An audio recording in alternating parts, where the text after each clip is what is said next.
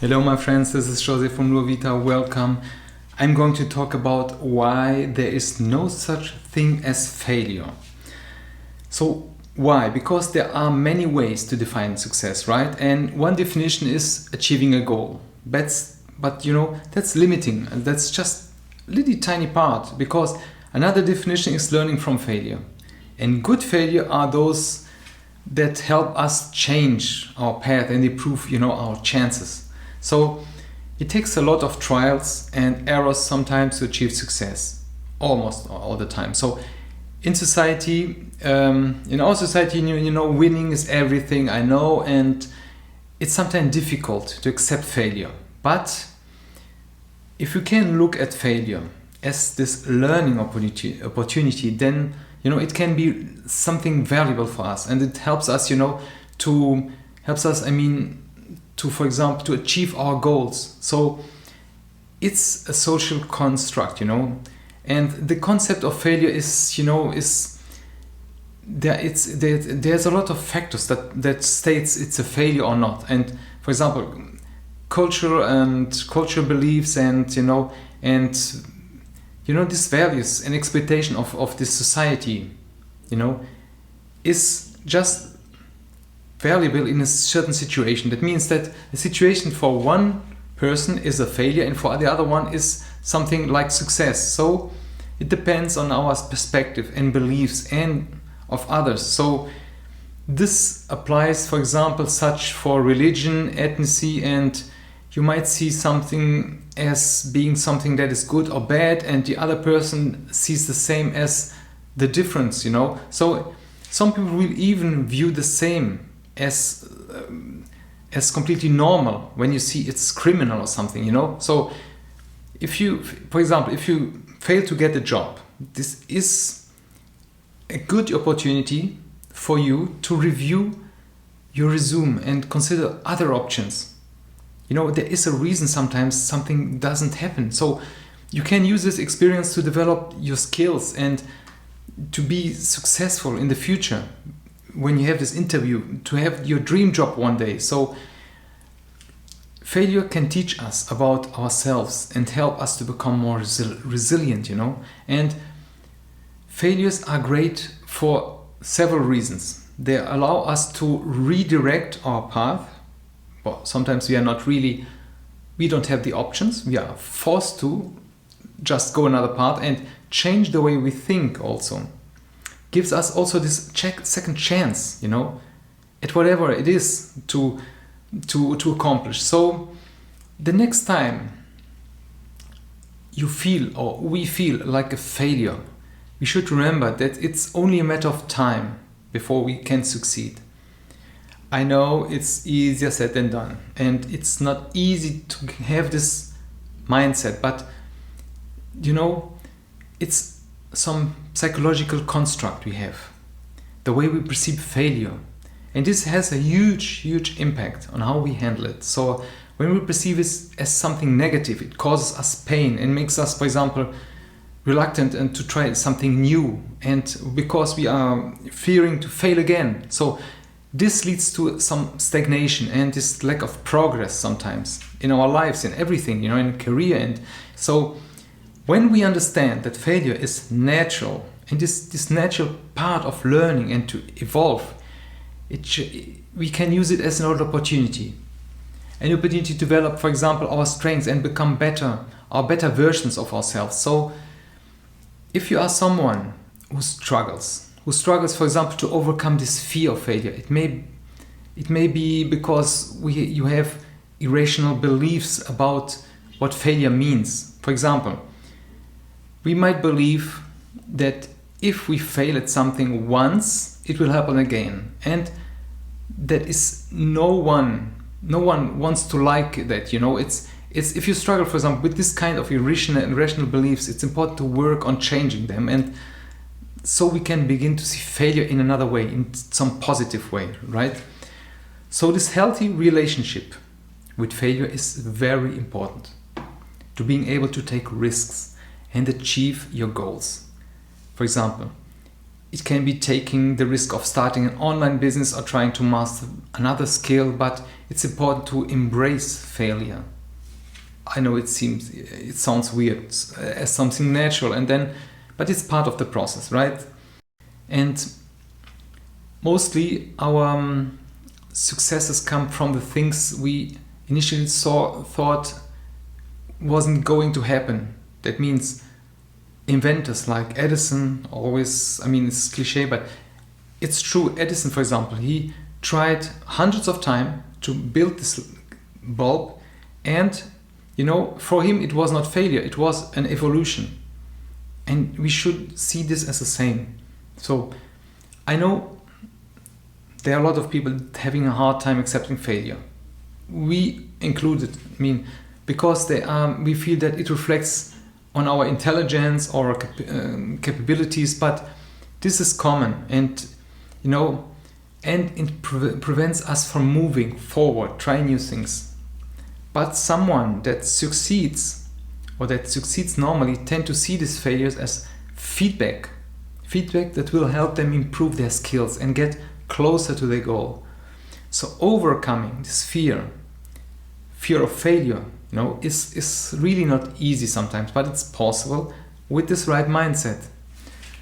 So recognizing that there is no such thing as failure, and viewing, for example, failure as a natural part of our learning process, that will help us start this new positive view of our life, So it's a limiting belief, limiting beliefs are negative thoughts that have a strong influence, for example, on our behavior, and this prevents us from moving forward on a personal and professional level. So it can be hard to recognize, sometimes, because we are it's so in our subconscious. But identifying, this fear of failure, it's important to step in. It's important to step and to break free from them. So limiting thoughts are often or always rooted in our past, even in our childhood. So it was experience that we had, something that has traumatized us. I have some. So sometimes I'm not really, I'm not really conscious about it, but I know it's limiting, and it's just preventing me from doing stuff. It's incredible, but it's really like an ADN. It's rooted, But if we recognize this, we think about these limiting beliefs, and we can tell ourselves, for example, some excuses. But the limiting beliefs that hold us back are like something that robs us from our energy, from our opportunities to see things in a different way. And this limiting beliefs also keeps us in our comfort zone. That's also very important to understand, These beliefs are based on our false assumptions and perceptions, because we are something special.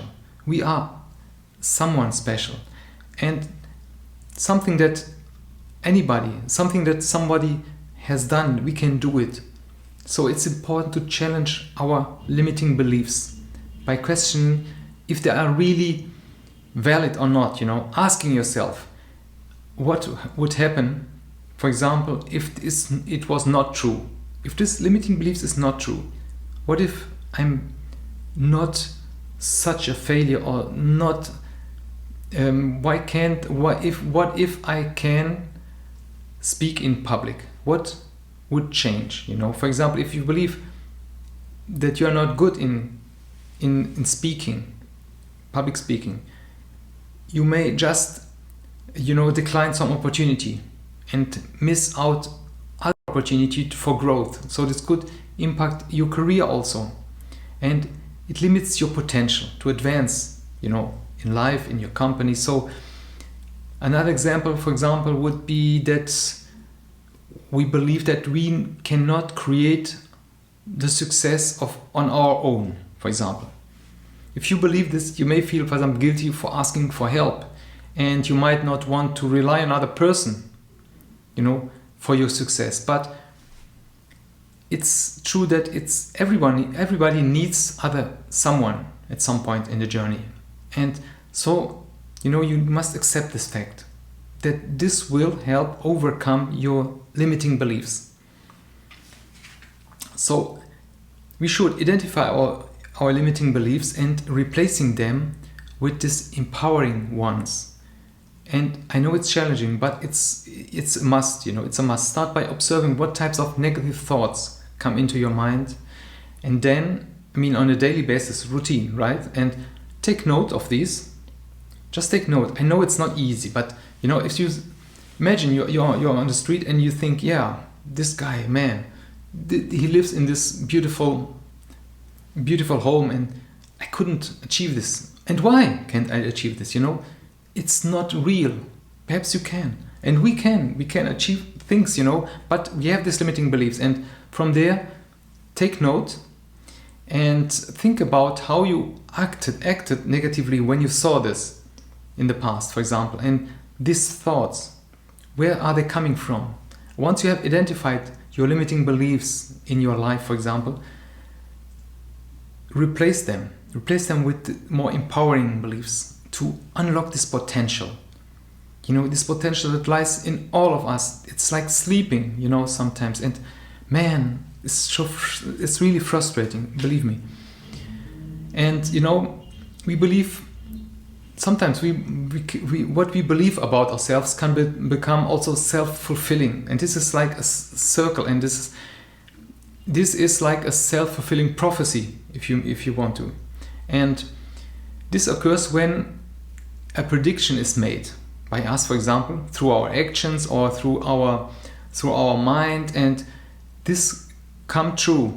This is a vicious cycle. It's not easy to break from, but it's an important concept because it shows us that what we believe, for example, about a situation will have an effect on how this situation or circumstances play out. For example, if you believe that you will fail an exam, you are more likely to fail it because you just thought about it, and you will fail. It's incredible sometimes because this is one of the most powerful concepts in sociology, and because it shows that our mind can be such an influence in our life and the results we achieve. So it shows us the importance of having this positive outlook and believe that we can succeed, and we can succeed really. This can be especially important for someone who struggles with this negative self-talk. We all have this sometimes, and this rumination, which this holds us back from achieving our goals. So people act according to this, to their expectations, and this is a result of their actions. And for example, when a rumor is spread, there was a rumor, for example, about a bank. We don't say names about a bank going bankrupt, right? So what people did is they just withdraw all the money if possible, and this leads the bank to fail quickly. That means to collapse, because this is like a self-fulfilling prophecy. People believed it, It was not like this. So this concept is it's also applicable in discrimination, People are part from something that can be harmful for them. So for example, when it was believed that colored-skinned people were inferior, they were excluded from unions and opportunities, and this led to a cycle where people just believed it and treat them in this way. So it's a sad situation, right? But we just started this snowball effect sometimes. Sometimes we start this snowball effect in a lot of things. So be careful about this, okay? So let me know in the comments how this was insightful. In what did this help you?